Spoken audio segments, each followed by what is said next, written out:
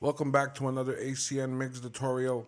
Today we're talking about bus compression. We're talking about the drum mix that's set up all the way to the left. It's the first channel on the console, and we're going to look underneath the hood of the drums to this medley that was done.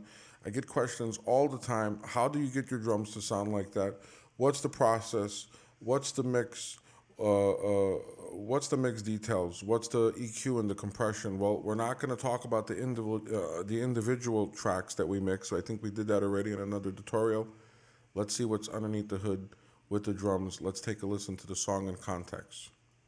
I'm kneeling to your spirit. I'm walking in your love. Jesus, I adore. Wonderful Jesus. Beautiful, well recorded. Job was done beautiful by the boys. Everything was done right. We had the opportunity to do the music to the song and had the opportunity to mix the song as well. So let's take a listen. Now, once again, these are always the questions. The drums, they're big, they're strong, they're cutting through the mix and you can hear them. Well, I've already mixed over here. If you see the mouse or you see the arrow, I already mixed the drums individually. We have SSLs on there. We have a virtual mix rack, which is on one of the snares. We'll take a look at that real quick.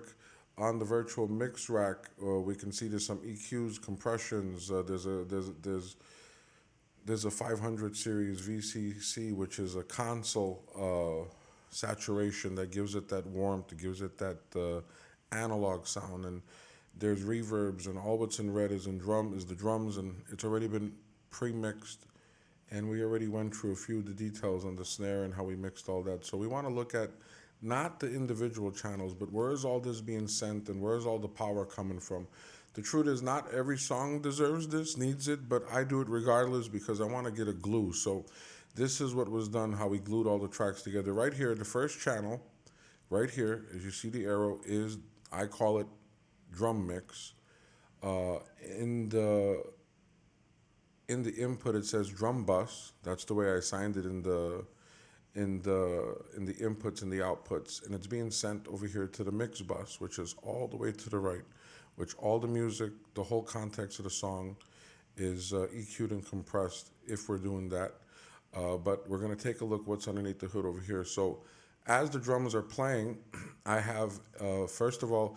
Now I want to get into later on about, do you EQ first? Do you compress first? Well, I always recommend EQing first when you're doing individual tracks, because when you EQ first and you compress. The compressor is, and this is done, even in an analog scenario.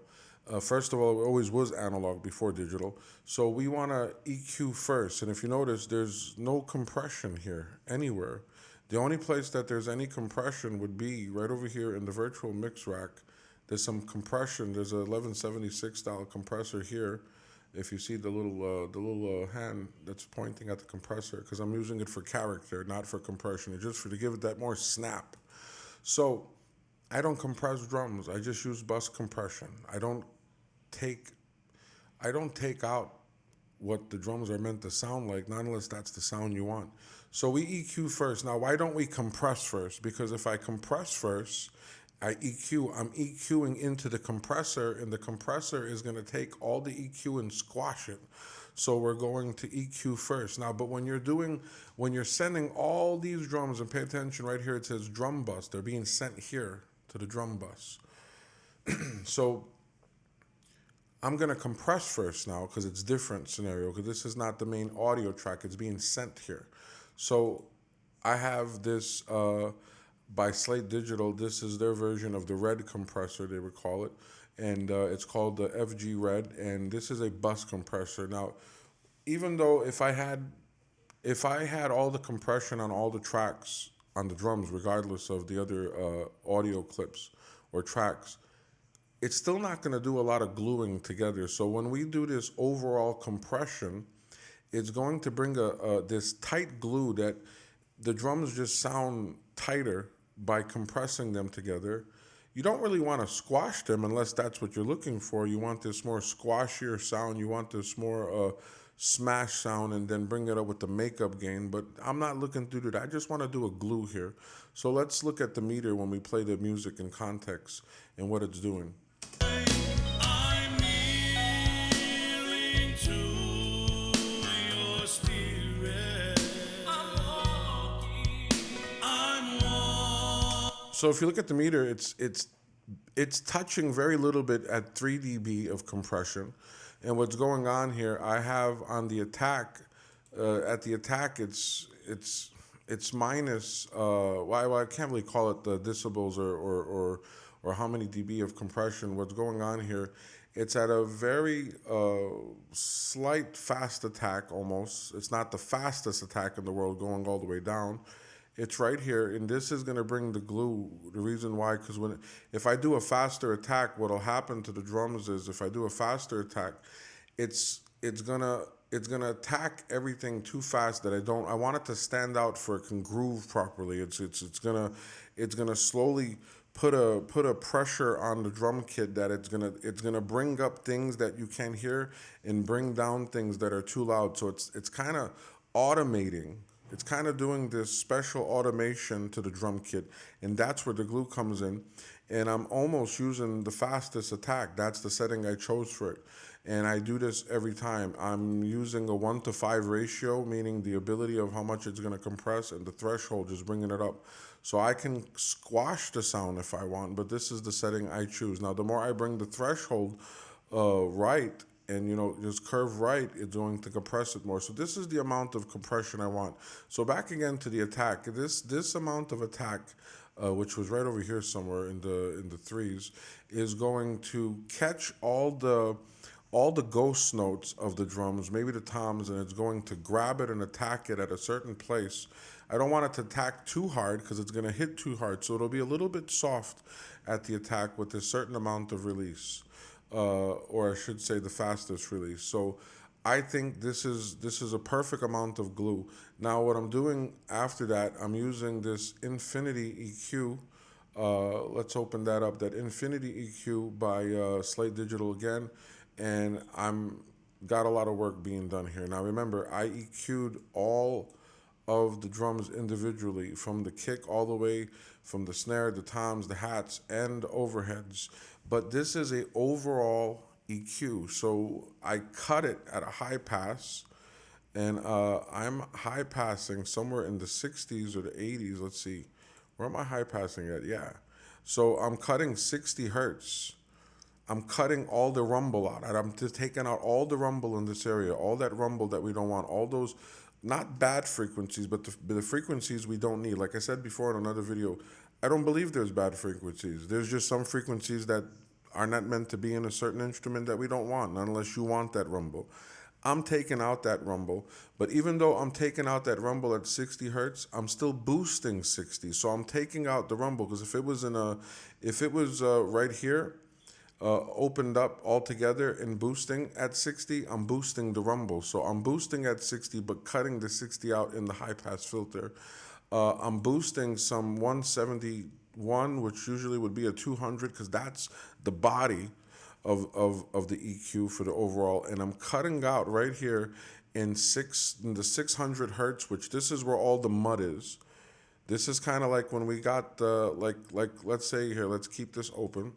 And like I did for the kick, this is the same area right here. If you look in the blue, in the low mids, I'm cutting out all this frequency, which would be in the 29 area right here, which would be like a 200 or whatever. We're cutting all that out in the kick. So we're doing that here with the whole kit, the whole drum kit. So in the high mids, I'm boosting like 2.5 dB of 300K to get that more poppier sound out of the drum kit. And I'm boosting pretty high in the 8K, which is my favorite frequency. I just love the 8K because the 8K is going to cut through, and this is going to bring the shine to the whole drum kit. So here's how it works. With the whole kit on, I'm going to put everything on solo. The whole kit and we're gonna take this parallel compression off. I'll mute it and just leave the kit on like that, and let's see what it sounds like. You're gonna hear a lot of reverb because this is doing a lot. This is bringing more dry.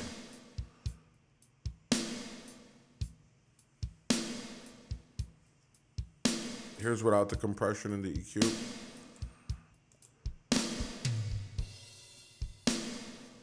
Not a lot of body. EQ and compression back on. So it's more cleaner, it's more tighter, it's glued together, and it's got that shine, it's got that punch, and we're EQing the whole kit together with compression. Now, here's my little trick to keep it better into the mix. This is not sending the information because I control the whole drum kit here, but what I'm doing is I opened up another bus and I call it boost or drum boost, and what I do is I add it to each track and I put it in the center or wherever desired. Actually, it was too high, so obviously it's minus 15 because it was probably hitting too hard. So what's gonna happen is we're gonna listen to the kit and I feather this in. This is called parallel compression. And with the parallel compression, I'm adding, with the virtual mix rack from Slate Digital, I'm adding some analog sound by using this preamp and this console design plugin that's given some console. And we got some, here, I'm gonna bring this down. I'm gonna bring this down and feather it back in. And we're compressing with a distressor. This is Slate Digital's version of a distressor, which is a very, very strong, aggressive compressor and has great character. And I'm also bringing some shine in here, cutting out some other frequencies, which actually I'm boosting more frequencies, barely doing everything with the Neve over here. What else we have? Revival's not doing nothing. Over here is just some EQ, and most likely I just brought some shine to the second bus. Let's see what it's doing and how's it working in context. So I'm compressing almost 4 dB of compression. I seen it hit 4, right now we're at 2 and 3. So I guess the bigger the drums get, and all the character from these preamps are doing something to it too. And I have even a stronger compressor on there, hitting over 3 dB of compression on the FG Gray. This is another aggressive EQ. Compressor. Now let's see what happens when I feather in the drums, or the fader to the drums. It got bigger. Let's hear that again. Without it. And we feather it in as much as we want. We can raise it as high as we want. And if you look at the meter, this meter that's going down is showing the compression that's going in for both sides. So there you have it. That's how I make the drums big, with using drum compression, bus compression, and parallel compression. So now you might understand the difference. Now what I'm doing here with this one, I'm not sending it there. It's just parallel, meaning I can feather in how much as I want of this. So I'm not getting the full effect. I can get the full effect of these plugins until I drop and raise this fader. So that's parallel compression, and there's more compression going on here, but it's not squashing. Even if it's squashing hard, I can control how much it's gonna squash. On this one, because I'm sending it directly there, if I squash hard and literally bring this thing down to crush the drums, you're gonna hear it. So here's the difference between bus compression, parallel compression, and using buses. And you can do this with a vocal, which I have that set up on vocals as well. I do that with guitars, and this makes everything stand out more in the mix. And this also, when you're using this boost that I set up, it also keeps more dry effect in the front, so your reverbs in the back can stand out and not sound like you're in this big cave. However, this is how I get the sound for the big drums. This is a great trick to do. This is a very special magic trick of the studios. People have been doing this for years on consoles, and now we get the opportunity to do it in the box. So if this is helping you, and if you're enjoying this and you're getting something out of it, don't just save it for yourself. Send it to your friends. Send it to someone that might be struggling in this direction, that might need some help. Like, subscribe, leave me a comment, let me know how we're doing, and get ready for more videos. ACN Studios, thank you for stopping by.